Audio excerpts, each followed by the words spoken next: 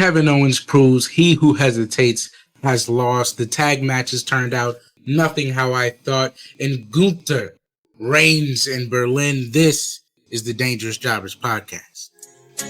People have been asking me to be the best in the world. Why, Eddie, why? I'm better than you. My eyes are red. I was in the back smoking a joint with Van Dam.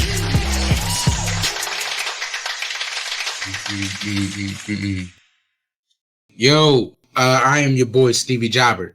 And I'm your boy Dangerous Duke. And this is the Dangerous Jobbers podcast, putting wrestling over one podcast at a time. Yes, sir. We had a 5-match banger last night in Berlin. From opening to finish, I think every card did exactly what they were supposed to do, but we will get in detail here, one match at a time. There was, for the most part, I felt like all the major stories played out how I thought they would, just overall, but there were some twists, and they were, like I said in the intro, mostly in the tag matches. But we kicked off the show with the undisputed WWE Championship match between Cody Rhodes and Kevin Owens. And it pains me to say that it kind of ended in what I feel like is a worst case scenario. Duke, how do you feel? Yeah, same boat, same exact thoughts throughout the whole thing, especially leading up to that ending. I liked, well, obviously the match itself wasn't bad. It was a good match for what it was. And I think the ending that we were afraid of was the ending that we got, which was no heel turn, no nothing, just, all right, we're still friends after this, but I'm kind of annoyed. And we would, at least I was at least hoping a heel turn came about, like, you know, kick to the nuts at the end of the match or just a stunner out of nowhere. Something like, not just the, let me go raise the loser's hand and he goes, no, we're not doing that. Just one of those other ones.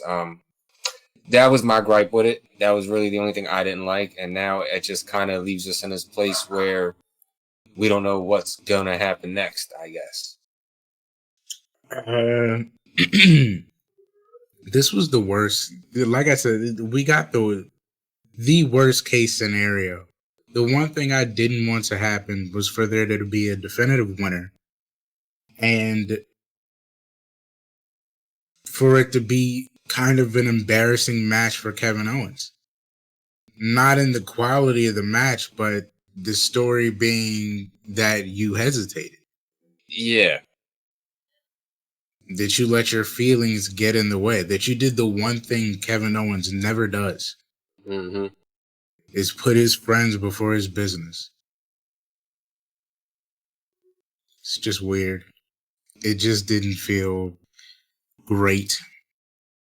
You know, it didn't feel noble. Like, you know what I mean? Like, I get all the things that it was. I get why it makes him a great guy, but I tell you what, this has me, now I don't know if I'm stretching here. This has me thinking that because of the way this ended and the way that Kevin Owens' character has been going the last few months, I have the strange feeling he's not going to be around very long. I feel are you alluding to his contract rumors or well, not even the rumor, like not even the fact of his contract rumors. I think he's close to leaving, like even without the rumors. I think he's going to wind up eventually just going elsewhere. Whether the rumors are real or not. Mm. I feel like it's either going to be his contract is expired and they let him go, or he just wants to leave eventually.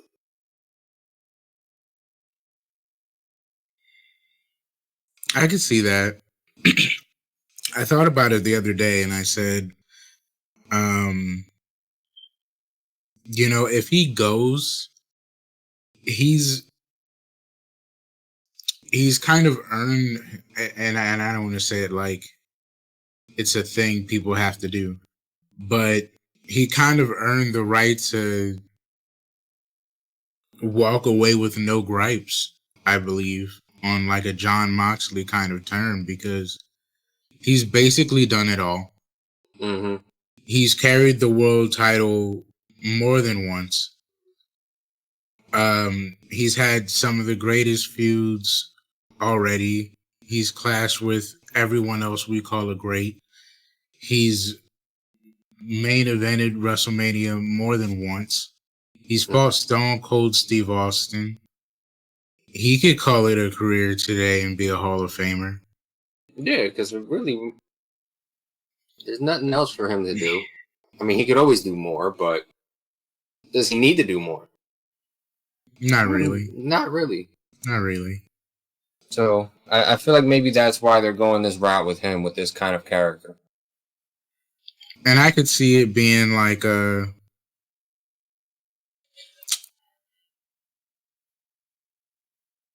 I don't know what the conclusion would be, but I could see it being a really good goodbye for Kevin. Mm-hmm. If that's kind of where the relationship is headed, to me, and like it's not a you guys thing. I'm ready to go somewhere else. Yeah, and his kids are getting older too, so he probably doesn't want that whole massive schedule that they have as talent for WWE. He probably wants to take something on a little less. Mm-hmm. So you can't blame and I him can if see that's them the case. I can see them just putting together great stories until then. Yeah. Give him some fun on the way out. And have him turn heel. Have this be like the seed, I guess. Yeah.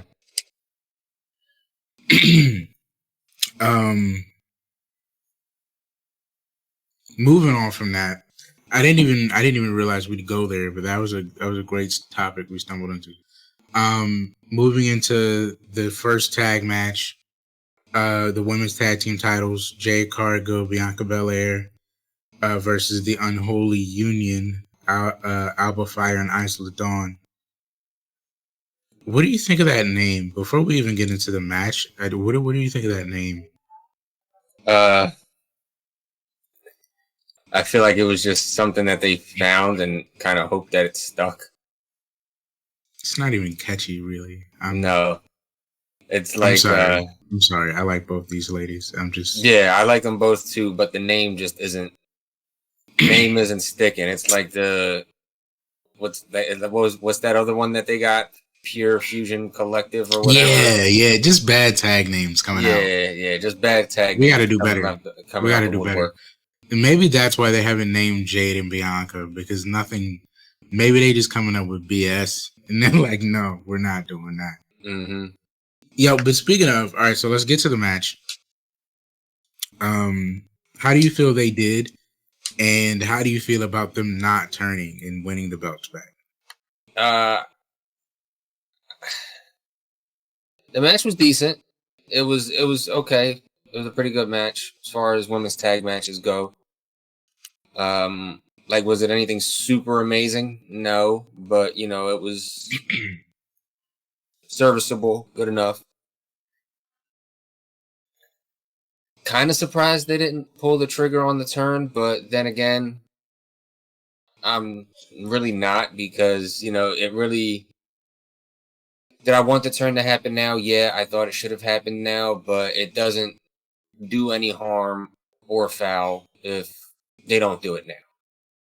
Because you kind of put it into a better perspective for me of when they could do it, so I'm not too upset that it didn't happen. But I mean, it was a solid second match. I think they still have to get this trio over. But they're not unaware of how bad we want it. So I'm letting them cook, because did you see... I don't know if you got to catch it. Did you see their promo package on Friday? Did I catch? No, that I actually missed. I missed that part. So they do this simultaneous motivational speech, right? Mm-hmm. About how they're determined to be the best and what they're willing to do and who they are. And it's a side by side of them doing this speech. Mm-hmm. And it's about the women's tag team championships and getting them back. But they don't say that. Mm-hmm. And it kind of feels like they're talking to each other. Like, or they're talking about each other. Like a fight side by side. Mm-hmm. And it came off weird. It came off like a turn was happening. So it's like it was in the water. They're planning the idea of like, is this it? Is there beef? That's how I felt as you were watching it. It was like, are y'all talking about each other? It kind of sounds like y'all talking about independently and not as a unit. You know what I'm saying? So it still gives you those moments, but as I said last pod, like I don't think it's time. Just plant the seed, but don't let it grow. Don't let it grow. There's already enough. There's already enough of a divide. I will say this about the match, though. I did appreciate them working with the hair because for the first time, I really got scared that hair was gonna come out. Because I don't know what pulling spot they had done in the beginning, but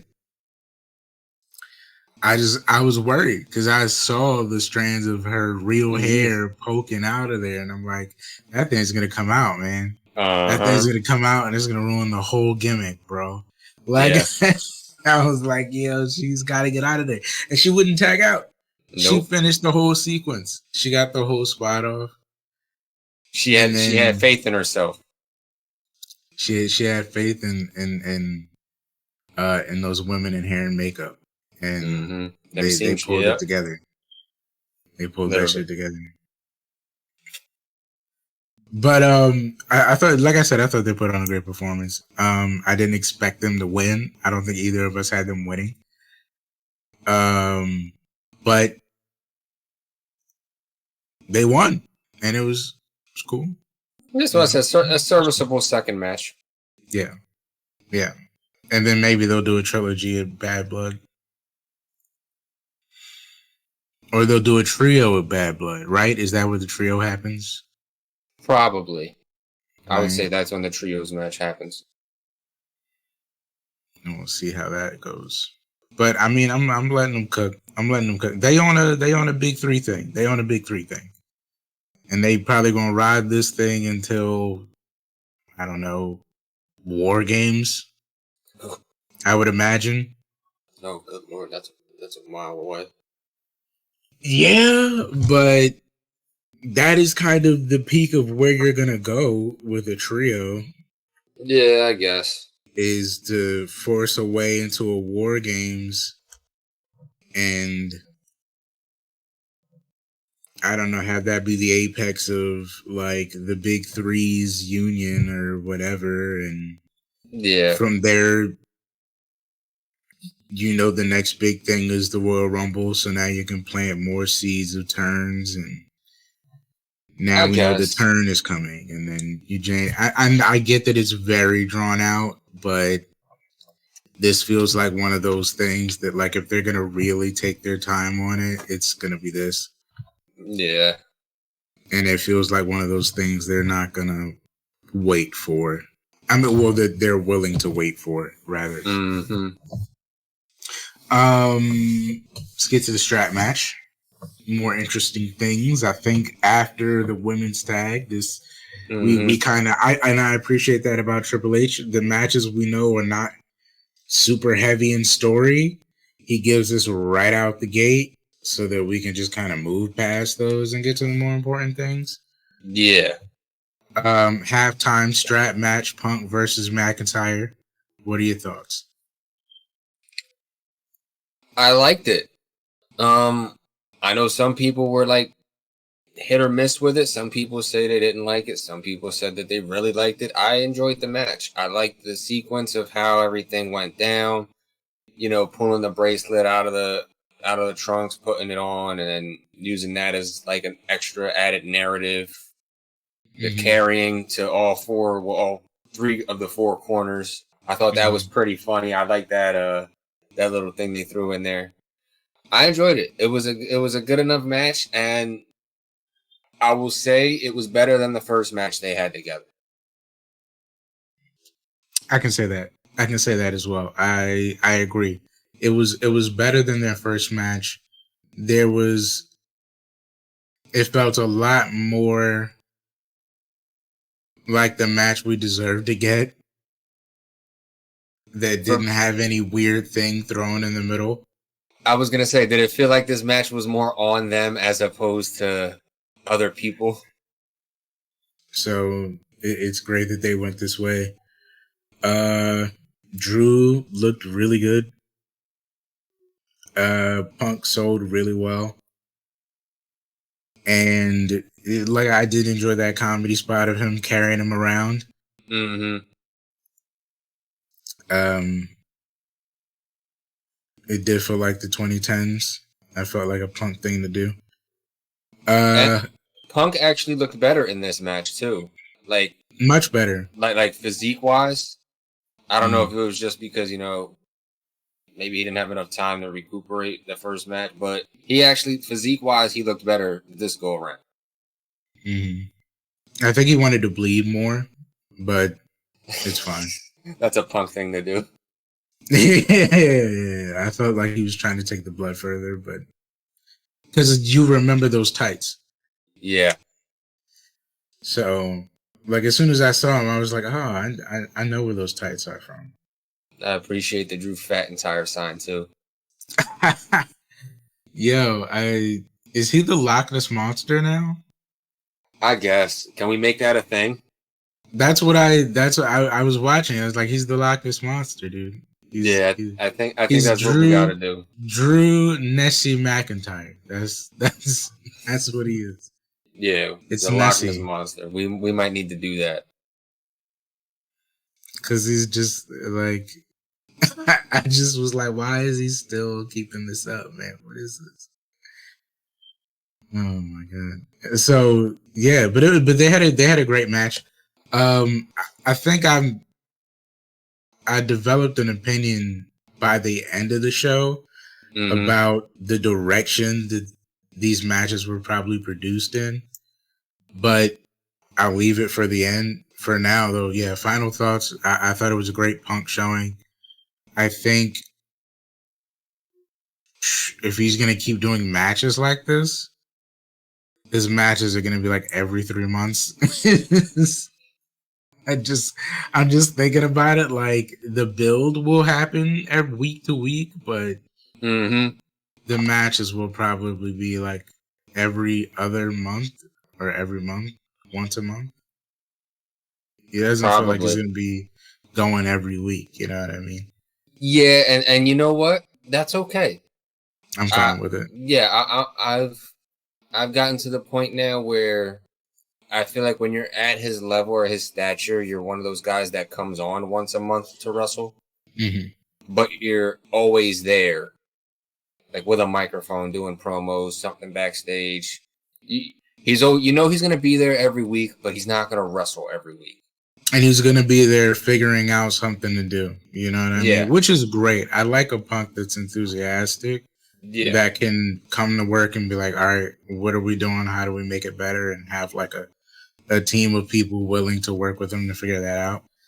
It's a very healthy environment. And you feel like you get a more genuine CM Punk that way. Absolutely. They get the character over much better that way.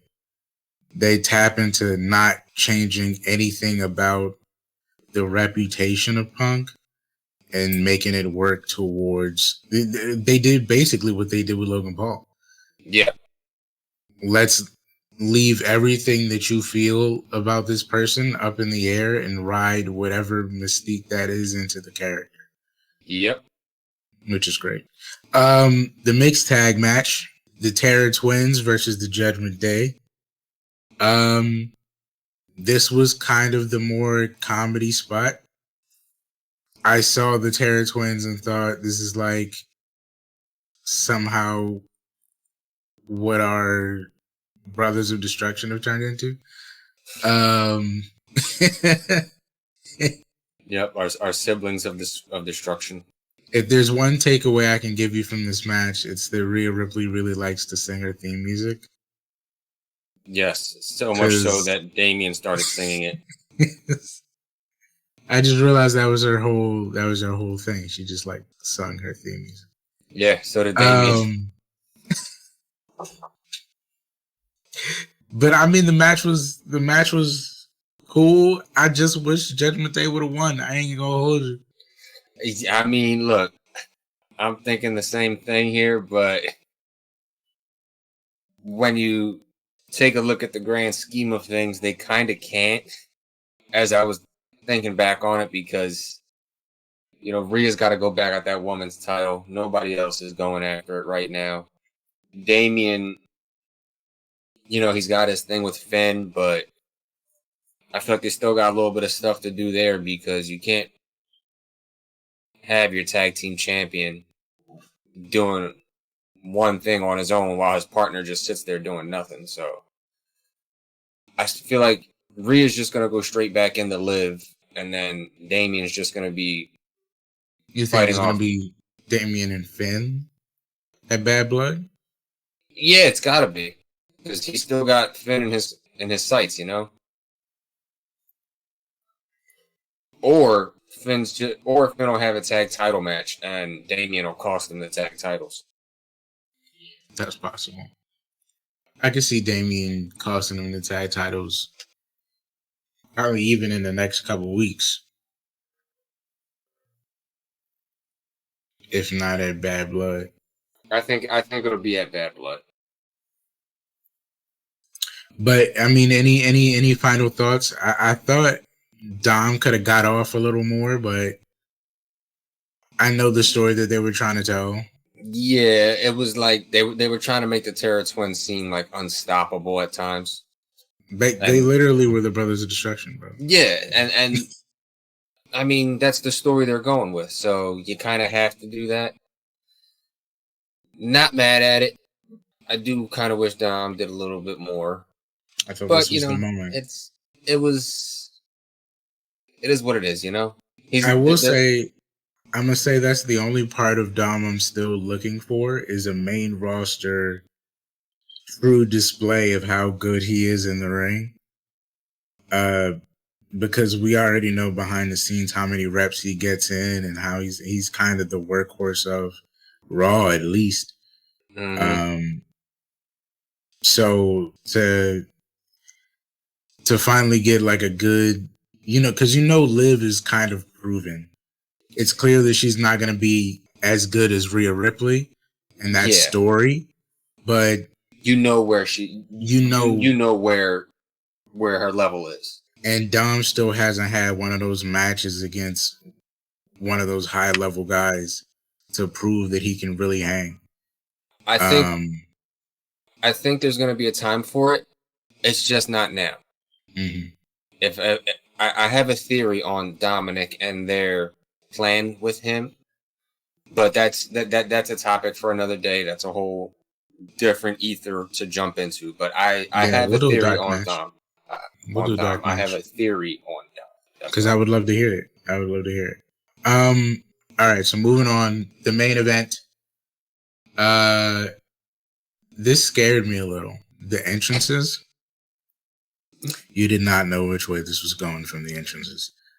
But it was great. Randy came out first. They brought back that old, like, I called it like, it was like that,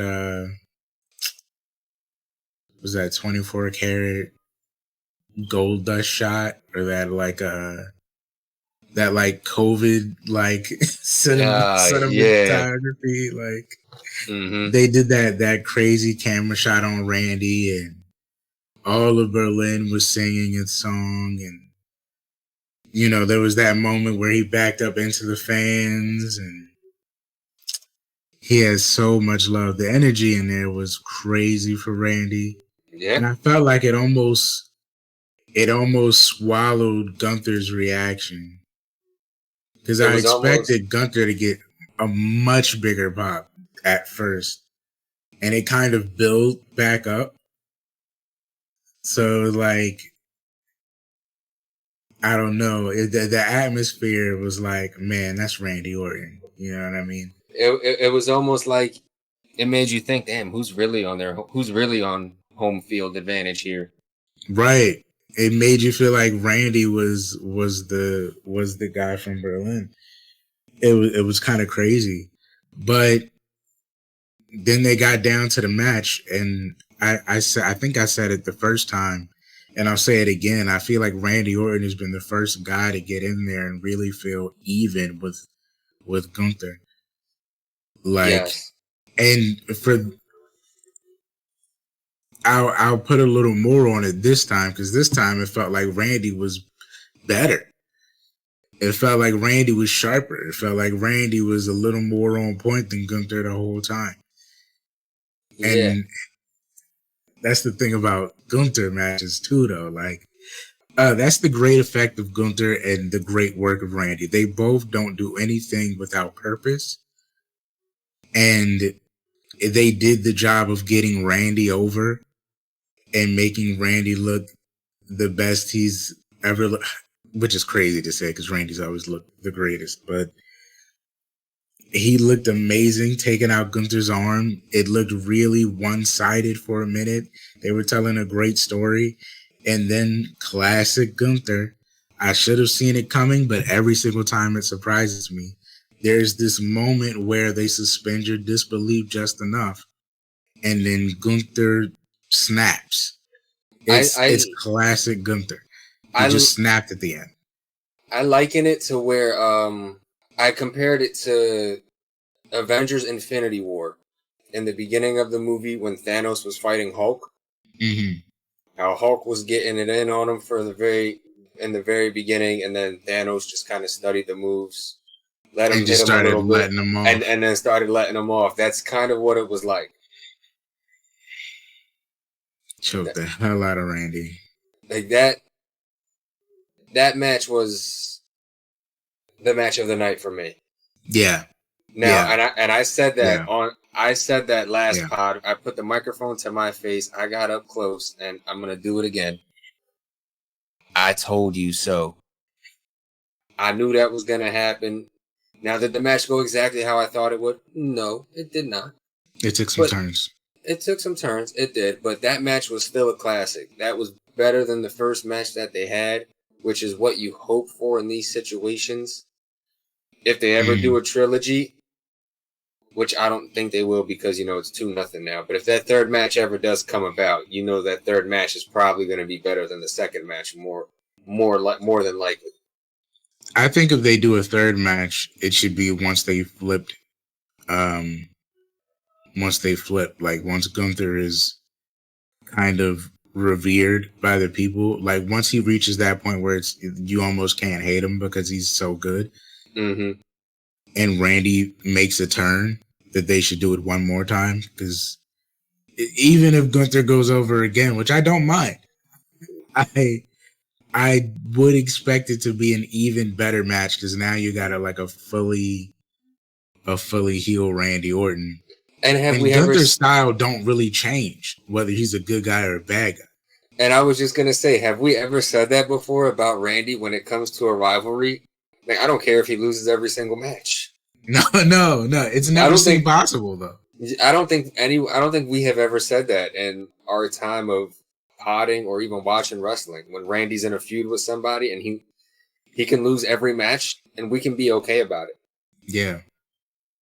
So that just tells you the credit of both of these men, Randy and Gunther. We hold Randy to such a high standard that he can't lose every time. But Gunther's just one of those guys that's just so damn good. It's like, you know what? If you beat him every single time, we're okay with that. Yeah, that seems on brand for you. and you know what? It seems like it would happen. It seems like it would happen. That seems like how that would go. And I don't it's not unlike Triple H to have a guy of that magnitude at a Triple H type level to lose 3 times to put the new world heavyweight champion over. Mm-hmm. So I wouldn't mind seeing it one more time just for the hell of it. But they've done a great job. They went out there, they did an amazing job. Randy looked amazing. Gunther looked amazing. And him, like he said, snapping at the end and taking him out the way that he did. And Randy, to his acting credit, absolutely sold the hell out of passing out. That close-up camera shot, what great work. Like he sold it so well. So well. And Gunther looked like he deserved all the credit in the world, which I think was the intention of the match, is to leave out that this man deserves to be the world champ. If you missed it, if you just now tuned in and you're like, who is this guy? He deserves to be champion. He definitely rose his stock with this match. Yeah. If you came to see Randy, you might leave thinking, I got to keep watching for Gunther. Exactly. So, I mean, there's nothing really left to say. He did exactly what I expected him to do. Yeah. The ultimate, like, I mean, this guy's legendary. This is a living legend, man. And we still got a good few years with him, so and he's just getting started. Like, you better buckle up these seatbelts and enjoy the ride. So, oh my goodness, I gotta ask, man, because we've done all the matches, we've done our discussions, we're getting close to the end here, but what's your grade for the show as a whole? So this is where I can put in that thing, my theory about the night and how the producing went. It was a little hard for me to grade it first going towards the end of the night, because I felt like, man, every match except maybe Living Dom versus the Terror Twins was kind of slow pace, story based. There's high spots in it, but it's everybody got good time and they took their time. Mm-hmm. And it reminded me that we are in Berlin and the UK caters to a certain style of wrestling. Gunther, prime example. Ludwig, prime example. And I also should mention, they scared the hell out of me by having Gunther come out on his own and not introducing Ludwig Kaiser until the announcements. Mm-hmm. We were like, where is Ludwig Kaiser? And I feel like he got more of a pop than Gunther did for some reason. But maybe that's because everybody was a little quieter. But I digress.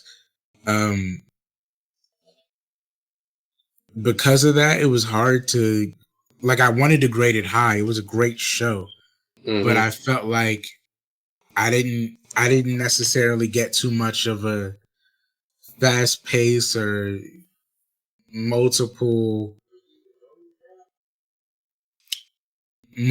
types of wrestling matches as far as pacing and moves and range of whatever goes. Yeah. But I do have to remember it's in Berlin, so I have to remember you got to kind of grade it on that UK curve. For that, my overall grade, I would have to say is an A then, because if you look at it from a pure classical storytelling and brawler type fashion, this is an amazing card, start to finish. Okay, now, first of all, I agree with you. We are damn near similar on our grades, because I thought the same way. I was like, you know what? If this was like a show in the States, then it probably would have gotten like somewhere in the B tier for me. Because it was good, it wasn't bad. It was more good than it was bad. I mean, but because it's, you know, an overseas live event and it's UK and, well, no, it's not UK, it's Europe, but they did it in more like a UK-ish style. That kind of like altered the way that I looked at it, and I gave it an A minus. I thought the show, for it being an overseas event, they knocked it out the park for about like 95% of the show. It did at certain points feel like a little bit of a slower pace for most of the match, for most of the time, but they still tried to give it their own flair, like give it the WWE flair, but in a European UK style of wrestling. Yeah. If that makes sense. Yeah. I'm interested to know if it comes out who produced some of these, because they were all great isolated. Like they all feel like those matches you go back and watch. There was just so many of them in that pacing that it was like, oh wow, you know what? I didn't realize how much they were leaning into it. As weird as this may sound, I wouldn't be surprised if a majority of the matches, Jason Jordan had a say in how they went. I don't know why. I just feel like for most of his matches, that's sort of how they go. At least the matches that he produces. And he seems like one of those guys. Like, he was a really great wrestler to begin with. So yeah, like he was like a wrestler's wrestler when he was around. Maybe Jamie Noble too. Like he was. I can see that. More technical. I can see Noble in some of those too. Maybe in the Liv and Dawn match. So I feel like them two might have had a say in a majority of how these matches went. Maybe they might have even consulted Nick Aldis on a couple of them. I'm not even gonna lie. I didn't even think about that. Nick is that was Nick's style. Yeah. Nick was a classical NWA wrestler, yeah. So I feel like they might have even consulted him on a few of those things. I want to touch on one thing, WWE related, not WWE related. Ricochet, I just wanted to say, if we could take a minute to touch on Ricochet going to AEW and his feelings about it. And I just wanted to get your feelings about it and just maybe have a conversation. So Ricochet says that, well, even if you watch it on AEW, he says, this is where I belong. I am where I should be. And when asked more of an explanation for why he went to AEW, he felt like after 21 years, it was the most fun in his life just being back there with those guys and being able to focus on the art of wrestling, and just had his goal was just to have more fun. And good for him. I want to say that is great. But I will say it has dived into a theory that I have about why certain people go to AEW, and the belief that some of those people might be there just to be there for the wrestling matches, which would lend itself to believe that the creative is the way that it is because some people are just there to get off, and it doesn't really do anything for the writing. But I wanted to get your thoughts on Ricochet debuting. He did look great. I've rededicated myself to watching, so I saw the match against Kyle Fletcher. It wasn't out of this world, but it was a Ricochet match. So I'm first and foremost, Mr. Trevor, if I can call him Mr. Trevor here, because that is his God-given name. I am happy for the good sir. I wish him nothing but success and all the fun in the world and all elite wrestling. Mm-hmm. Did I think he was gonna go here? Yes, 100%. Did it seem like there was any other place for him to go? No. And that's because you haven't fully said your theory yet, but I agree with most of your theory that this is where the people of his stature and his experience go. There you go. This is where the people of his stature and experience go when it is their time to go there. If I can make it in a nice way of saying. That's the best ways. I'll say we'll have a dark match, and I'll give it a very cruel way of saying it as the title, and I'll be the bad guy. I'll turn heel for that dark match, and you know what? Maybe everyone can hate on me for my AEW theory about. Maybe we can do that next week. Maybe we can do that next week. Maybe we can do that next week. Drop, and we just drop the spoiler of what next week's episode will be. If you stuck around this long. If you stuck around this long, oh my God, we got to get out of here. We've kept you guys so long. Man, if you've been here this long and you're having this fun and you're ready for next week's episode, maybe subscribe now so that you can maybe get a notification. You can see it when it comes out. If you're listening on Spotify, you can subscribe to us so that we'll pop up in the feed next week. If you're interested in seeing some clips, maybe on TikTok, Instagram, Facebook, we got a website, dangerousjobberswebsite.com. New stuff is coming out on there. I think that's all of the things. Thank you for staying this long, joining us. If you have any input, put it in the comments on Spotify or YouTube. Find us wherever you can listen to podcasts. Follow us wherever you have social media. I've been Stevie Jobber. That has been Dangerous Duke. This has been our reactions. Stay up, stay blessed, and Duke, stay dangerous. People have been asking me to be the best in the world. Why, Eddie? Why?